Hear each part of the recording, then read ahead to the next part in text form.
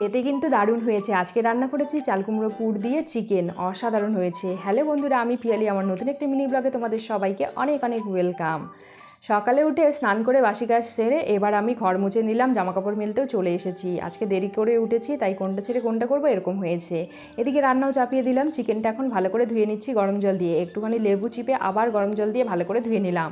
লবণ, হলুদ, জিরে গুঁড়ো, লঙ্কা গুঁড়ো, একটুখানি তেল, পেঁয়াজ, রসুন দিয়ে মাংসটা ম্যারিনেট করে রেখে দিলাম। এদিকে চাল কুমড়োটাও ভালো করে কেটে ধুয়ে টুয়ে নিয়ে একদম রেডি। আমার এতগুলো তো রান্না করবো না, একটু সবজিও করবো। ফোড়নও রেডি করে নিয়েছি, আর পুরটা এখন ভালো করে লবণ হলুদ দিয়ে ভেজে নিলাম।